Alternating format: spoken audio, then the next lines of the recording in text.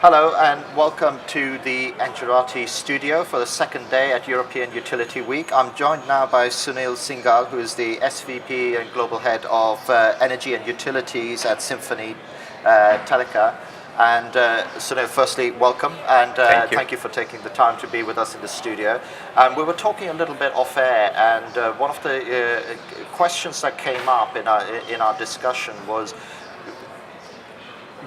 your solutions are provided in the cloud, and we'll go on to the solutions a little bit later.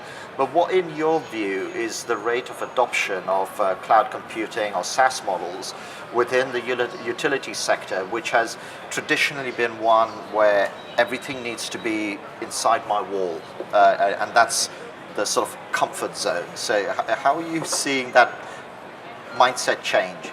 I think comfort zone is still, they would like to have everything in-house within premises, but they are looking at it because other industries are adapting cloud in a big way, and they see benefits of having cloud because their customers are demanding it. So I see in the next 3 to 5 years, it become almost on par with other industries, but today there is still a lot of skepticism around cloud. And where does that skepticism come from? I mean, what is it that, because, when you look at the telecoms industry or whatever who have made that shift into cloud, that skepticism was there, and now it's almost like, well, why wouldn't you do it in the cloud? It's almost the other way around and say, what do you mean? You want it on site? Are you mad? It's a reverse. So if a industry like telecoms or whatever has adopted it in such a way, surely that's a proof point that there shouldn't be an issue. So what's still stopping? Why do we need this industry to yet go through another proof point? Is there something different? Yeah, unlike telecom, utilities industry has been very conservative, and security is a big issue because it is considered a critical infrastructure. So they don't want to take a path which can bring something which will compromise the basic security of the infrastructures, and some of them may be very genuine, but they also see the value. Whenever a new technology comes, there are always apprehensions, and I think there are some utilities which are taking a lead, and once they are successful, everybody will follow. So I think it's just a matter of time. But main thing is security, and in some cases the personal data which they hold very precious for their consumers, and they are very afraid that if it gets compromised, it will be in not the right direction. And on that note, where security is the big barrier, what does the industry need to do? And I'm talking now about the companies that are providing things on a SaaS or cloud model to allay the fears or allay the security fears. Is there something fundamentally different that the utility industry needs to see in the cloud model in order to ensure that the security worries are within a manageable risk? We can never get rid of the risk, I don't think, but within a manageable risk. Sure.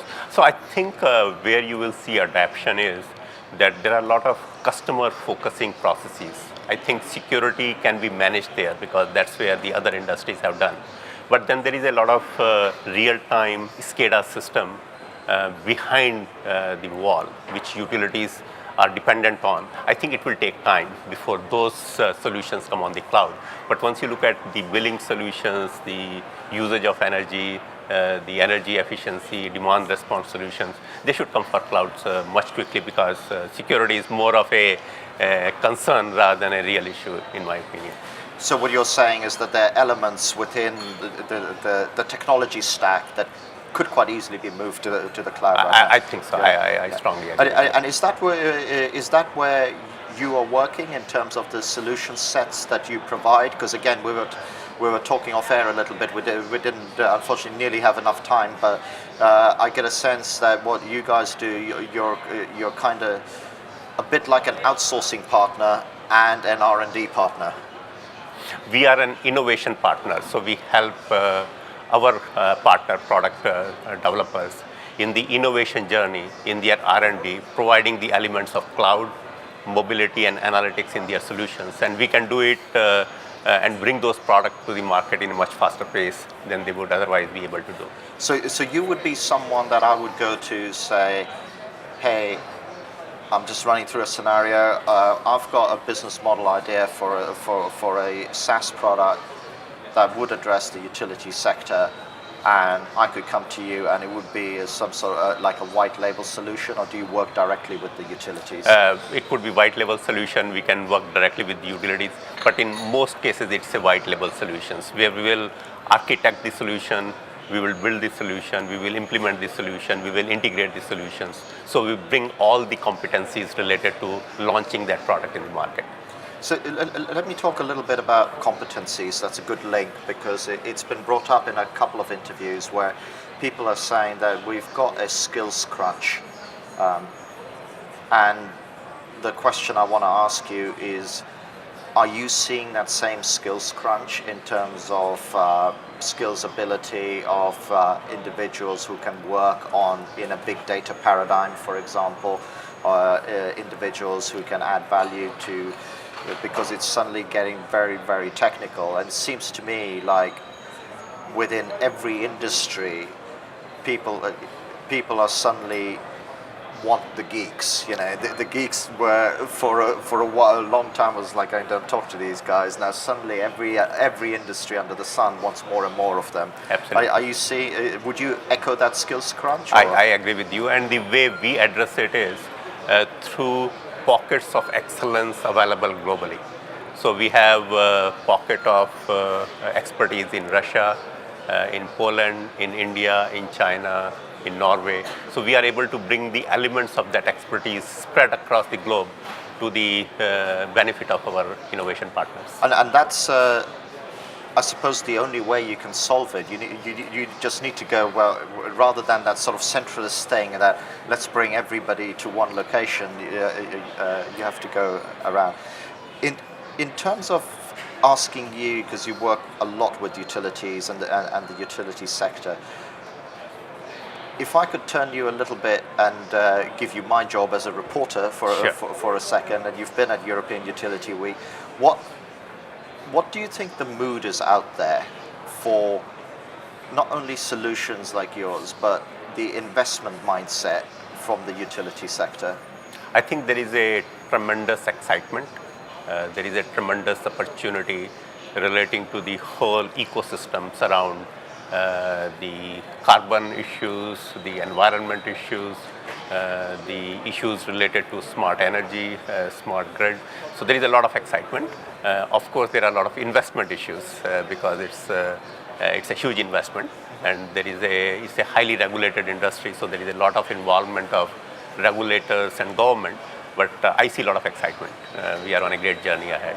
And are you seeing, so we're coming to the end of our time, but just a sort of final question to finish off with.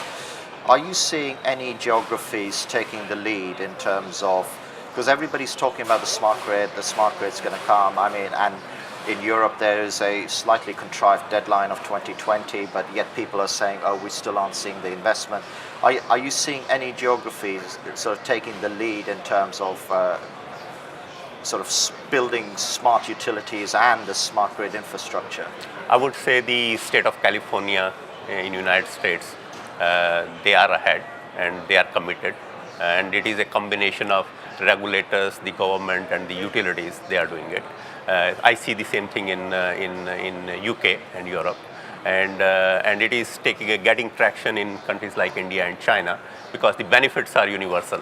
But to answer your question, I see the maximum traction in some parts of Canada and the western part of the United States. And is that because they've got a very good and symbiotic relationship between the three actors that you mentioned, the regulator, the utilities? And I would also element of the consumers. So they are very, far-sighted consumers who treasure the impact on environment and other things. So they the consumers or the people at large are supportive of those initiatives, even though it means they have to spend more on their power. And that's the trick, isn't it? There's a panel later on about customer engagement, and I hope we're going to eke out some of that. Sure. Sunil, it's been a pleasure talking to you, and thank you for taking the time to be with us in the studio. And thank you as well for watching this interview online, and we've got many more to come, as well as all the presentations from European Utility Week on Engerati. And once again, Sunil, thank you for... Thank you very much. Thank you. Thank you.